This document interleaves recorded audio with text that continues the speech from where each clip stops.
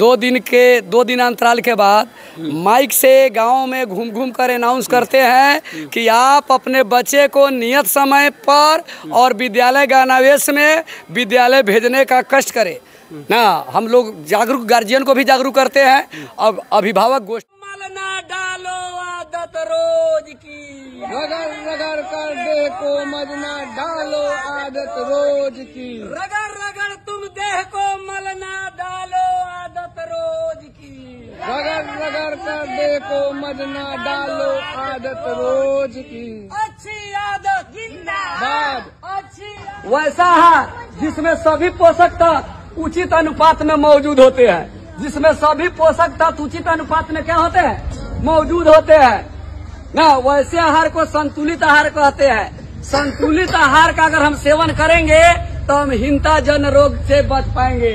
जैसे रतौंधी हिंताजन रोग है, अस्कर्वी भी हिंताजन रोग है, बेरी हिंताजन रोग। बच्चों तुम्हें सिखाए अच्छी आदत रोज की,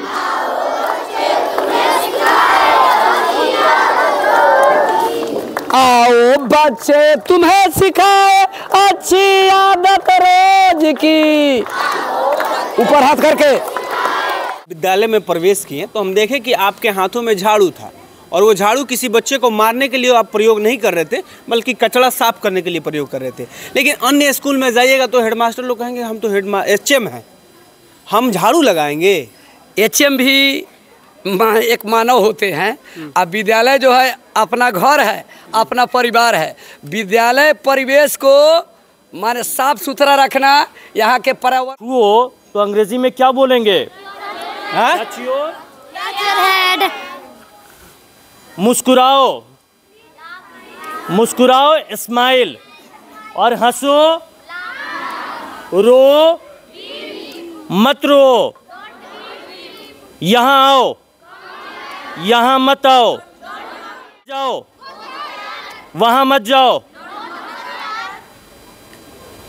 ये कितने दिन का मेहनत है? ये मैंने बस मुझे लगता है कि मैंने 5-6 दिन में इसे सारी चीज़ों को सिखाया है। धीरे धीरे मैं सोचता हूँ आप पेड़ लगा दिए हैं, अब धीरे धीरे हरियाली आ गई है। डेफिनेटली बच्चों में बहुत ज़्यादा योग्यता है। बच्चे चाहते हैं कि उन्हें कुछ मिले, और मैं जब क्लास लेता हूँ तो मुझे सुनते हैं और मेरी बातों को फॉलो करते हैं और मन लगा के पढ़ते हैं। का मतलब हुआ गार्जियन, स्टूडेंट और टीचर, तीनों का सहयोग जब तक नहीं होगा तब तक किसी भी विद्यालय का संचालन नहीं होगा। इसलिए हम प्रतिदिन गांव जा कर या 2 दिन के अंतराल पर गांव जा कर लोगों को जागरूक करते रहते हैं। 5 बजे के बाद एक समय मिलता है तो प्रत्येक बच्चे के दरवाजे पर जाते। बिहार के एक ऐसे विद्यालय में खड़े हैं जो विद्यालय प्राइवेट स्कूल से भी बेहतर है। यहाँ के बच्चे जो हैं फटाफट इंग्लिश बोलते हैं। यहाँ के जो बच्चे हैं डांस कर कर के पढ़ते हैं। और पढ़ाता कौन है? रामबाबू सर। वो रामबाबू सर जब से ये शिक्षा लाइन में है, शिक्षा को चाह रहे हैं कि एक बेहतर बनाएं, और ये बेहतर बना चुके हैं अपने विद्यालय को। ये पहले किसी और विद्यालय में थे, अब किसी और विद्यालय में आ गए। स्वागत है सर। आपको भी। कैसा लगता है इन बच्चों के साथ? बहुत अच्छा। मेरा जीवन ही बच्चे के लिए समर्पित है। सर पूरा नाच के पढ़ाते हैं, कैसा लगता? नाच के इसलिए पढ़ाया जाता है कि बच्चे का थोड़ा रुचि बढ़े, बच्चे का ध्यान हमारी तरफ केंद्रित रहे। आज जो हम बात बता रहे हैं, जिस चीज़ का हम ज्ञान दे रहे हैं, बच्चे उस ज्ञान को आत्मसात कर ले, अपने दिल में बैठा ले, इसलिए ऐसा किया जाता है। देखिए बच्चों का लाइन ये है, यानी बॉयज इधर है और गर्ल्स इधर है। बिहार सरकार जो है बेटी बचाओ और बेटी पढ़ाओ पे ज़्यादा फोकस कर रही है। इस विद्यालय में आने के बाद ऐसा लग रहा है कि वो उनका योजना जो है बिल्कुल सफल हुआ है। अब देखिए टोटल बच्चियाँ दिख रही है और इधर बच्चे हैं। बच्चे कम हो गए हो, लड़का काहे कम हो गया है? हाँ, तो अब लड़का और लड़कियों में कोई फर्क नहीं समझ रहे यहाँ के शिक्षक और यहाँ के गार्जियन। सर आप लोग जा के डोर टू डोर बच्चों को बुला के लाते हैं? हम प्रतिदिन 2 दिन अंतराल के बाद माइक से गांव में घूम घूम कर अनाउंस करते हैं कि आप अपने बच्चे को नियत समय पर और विद्यालय ज्ञानावेश में विद्यालय भेजने का कष्ट करें ना। हम लोग जागरूक गार्जियन को भी जागरूक करते हैं। अब अभिभावक गोष्ठी भी बुलाते हैं। किसी भी विद्यालय के संचालन के लिए GST का मतलब हुआ गार्जियन, स्टूडेंट और टीचर, तीनों का जब तक सहयोग नहीं रहेगा, जब तक जीएसटी का मतलब हुआ गार्जियन, स्टूडेंट और टीचर, तीनों का सहयोग जब तक नहीं होगा तब तक किसी भी विद्यालय का संचालन नहीं होगा। इसलिए हम प्रतिदिन गांव जा कर या 2 दिन के अंतराल पर गांव जा कर लोगों को जागरूक करते रहते हैं। 5 बजे के बाद एक समय मिलता है तो प्रत्येक बच्चे के दरवाजे पर जाते हैं और उसके गार्जियन से पूछते हैं कि आपके बच्चे विद्यालय से आए हैं तो अपने से पढ़ रहे हैं कि नहीं, 100 अध्याय कर रहे हैं कि नहीं।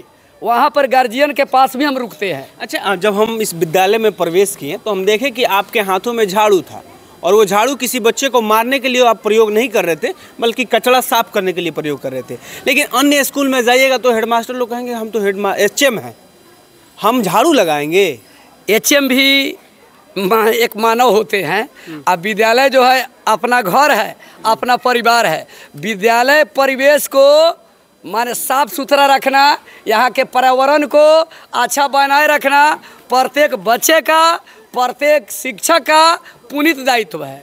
तो अपने परिवार, अपने घर को साफ सुथरा रखने में अगर हम अपने हाथ से अगर सफाई कर देते हैं तो उसको हम कोई खराब काम नहीं मानते, उसको पुनीत का काम मानते हैं। बीपीएससी के तहत नए टीचर तो विद्यालय में आए हैं। के पाठक चाह रहे हैं कि विद्यालय का तकदीर और तस्वीर दोनों बदले, और इस विद्यालय में आने के बाद ऐसा मुझे लगा कि इसका तकदीर और तस्वीर दोनों बदलेगा। ये सर हैं जो कि फटाफट इंग्लिश बोलते हैं। How you sir? I am fine, how are you? I am also fine. Today I see that you are teaching in English all of the students. Yeah, I am teaching all the students without any hesitation. Actually, it's my base, or you may say it's my passion that I have to teach every student in English. Sir, when you come here, then they are from the village, they are in government school. When you before you are teaching in the private school, I think. Yeah. Then you I here used come. to teach. Yeah. In past, I used to teach in a private institution. What is different between that Nothing. student? Actually, the students have capability. They can easily understand. क्या ये बच्चे English बोलते हैं? Yes, definitely they speak. हाँ, ये मुझे बताओ, मैंने इम्परेटिव सेंटेंस सिखाया है, तो अगर ये मैं कहूँ कि अपने बाल को छुओ तो अंग्रेजी में क्या बोलेंगे? हाँ?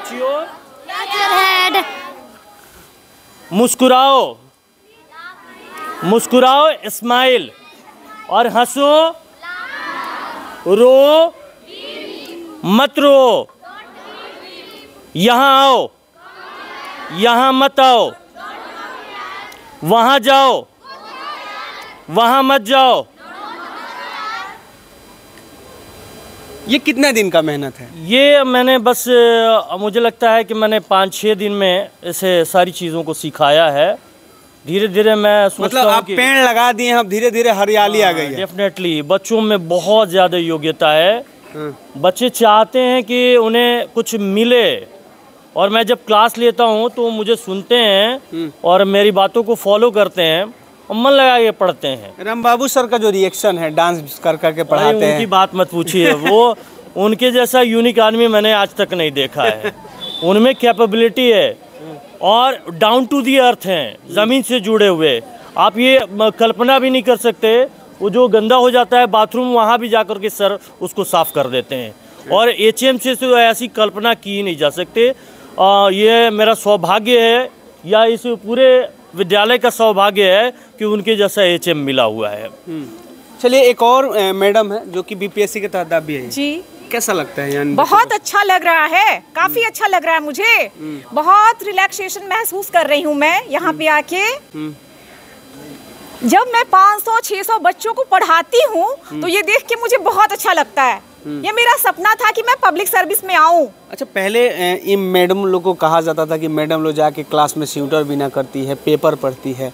अब जो बीपीएससी के तहत बहाली हुई है वो, और ये मैं मतलब उन बातों में और इनमें कितनी सच्चाई है? अब तो ये बिल्कुल भी नहीं है कि मैडम लोग मतलब बुनाई करती हैं या फिर पेपर पढ़ती हैं, ऐसा नहीं है। अब तो हमें काम से ही फुर्सत नहीं है। अब स्कूल का रेगुलेशन ऐसा है कि सबको काम करना है, ध्यान देना है बच्चों पे। हाँ, तो अब ये चीज बिल्कुल भी नहीं है। स्कूल का वातावरण बिल्कुल बदल चुका है।